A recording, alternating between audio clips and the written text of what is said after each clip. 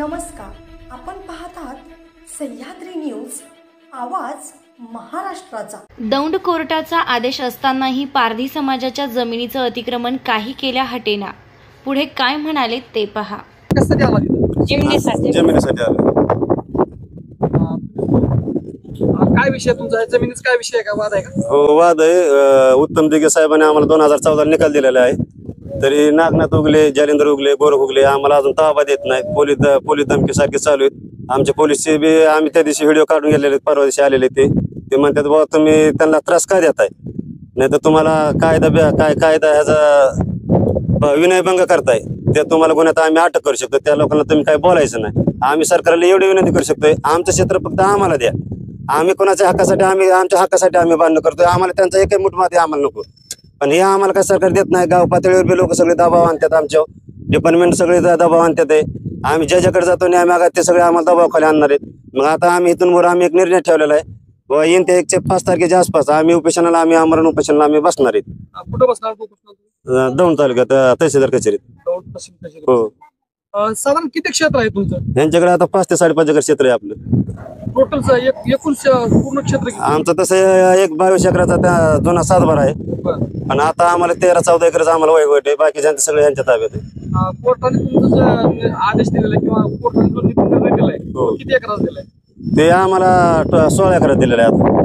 हो, म्हणजे निकाल तुमच्या बाजूने? निकाल आमच्या बाजूने, तरी सुद्धा नाही दखल कोणीच घेत नाही। तलाठी पैसे गेलो, तलाठी म्हणतात करतो काम कमी, हे करतो, तुमचं आज नाही उद्या आम्ही बऱ्याच वेळा असं जातोय, पण गाव पातळी काय होते सगळे त्या लोकांना सपोर्ट करतात, आम्हाला सपोर्ट करत नाही। त्यामुळे तलाट्यांना बी सगळे दबाव मॅनेजमेंट ते सगळे लोक करतात, डिपार्टमेंट हे सगळं मॅनेज आहे त्यांना। आमचं ना शेती आम्ही तहसीलदार कचेरीत सुद्धा म्हणलंय की तुम्हाला काय हमशानं काढलेलं आमचं क्षेत्र आम्हाला द्या। तहसीलदार म्हणून आम्हाला निकाल दिलाय।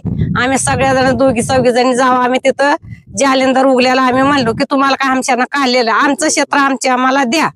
तर आम्हाला मोजणी आणली तरी आम्हाला मान्य नाही म्हणून सांगितले। आम्ही लहानाची मोठं एवढीशी लेकरं असताना आम्ही रानात कष्ट करून खायचं, भीक मागून खायचं, कवर खायचं आम्ही भीक मागून शाळी। आज आमच्या लेकराला सोय नाही, शाळेची नव्हती, कोणत्या गोष्टीची नव्हती शाळा, आम्हाला रानात सोय येऊन टिकून देत नव्हती। डिपार्टमेंट लोक आले की आम्ही जायचं येड्यावानी। शेतकऱ्यानं काय केलं, गवतासाठी दीर मारला, आम्ही येड्यावानी फिरलो। मग ही जालिंदर उगल्यानं काय केलं, नागनाथ उगल्यानं आमचं हे क्षेत्र घेतलं। आमचं वैयक्तिक असताना, आमचा सासरा असताना वैयक्तिक सरकारला तलाट्याकडून लोन घेऊन घेतली त्यानं पैसे भरून। मग आमच्या गरीबाचा न्याय कोणी देत नाही। तंटमुकीतले गेल्यात ते तंटमुकीतले म्हणजे जाऊ दे मरू दे, कशाला हाय एवढंच कम का, तुम्हाला भरपूर जमीन आहे अशी सांगतात। मग आमचा गरीबाचा न्यायच कोणी घेत नाही। आज लांबपर्यंत पुण्यापर्यंत अर्जी पाठवलं तर कोणी आमची दखल घेतली नाही। शेजारी पाजारी म्हणतात ही लय झाला, मग आम्ही करायचं काय खायचं काय? माशाला गेलं तरी नदीवर पोराशी भांडणं करतात, तरी ती गावातले म्हणतात घ्या मिटवून, कवर मिटवून घ्यायचं। गेल्या वर्षी आमच्या सुनाला डोक्यात दगड घालून मारायला लागले होते, तरी घ्या मिटवून। ते माणसं त्याचे गाववाले वाळूवाले ते अशी बोटवाले संदर्भातलं सांगा। जमीन जी आहे ही जमीन आता सध्या कोणाच्या ताब्यात आहे? नागनाथ उगल्याच्या, जालिंदर हे नागनाथ उगले। सातबारा तुमच्या नावानं आहे, कोर्टाचा आदेश तुमच्याकडनं तुमच्या बाजूने झालेला आहे, ताबा त्यांच्याकडे आहे। ताबा द्यायला काय म्हणतात? ताबा द्यायला ते म्हणतात आम्ही देणार आहे, काहीतरी केलं तर आम्ही फास घेऊन मारणार आहे। काही केलं तर आम्हाला हे मान्य नाही। आज जवळजवळ बरेच पत्रकार आलते, डिपार्टमेंट आलते, तंटमुटकीतली माणसं आलते, तरी ती मान्य झाले नाही। गाववाली सुद्धा तुमची दखल घेत नाही घेत त्यांच्यासारखं। तुमचा काय निर्णय, तुम्ही आता काय करणार? आमची डिमांड आम्हाला पाहिजे ना। समजा तुमचा निकाल असताना सुद्धा तुम्हाला जमीन आता सध्या तुमचा ताबा होऊ शकत नाही, इथून पुढचं तुमचं पाऊल काय आहे? मग आता आम्ही उपेशराला बसणार, सगळी बारकी बसणार। कुठे बसणार? दौंड तालुक्यात तहसीलदार कचेरीत। बारकी पोरं सगळं घेऊन तिथं बारके जन्मले ते सगळे म्हणजे लहान मुलं आमचे निर्णयच कोणी घेत नाही। तिथं आमचा निर्णय नाही लागला तर आम्ही पेट्रोल टाकून तिथं आम्ही आत्मसमरण करणार आहे।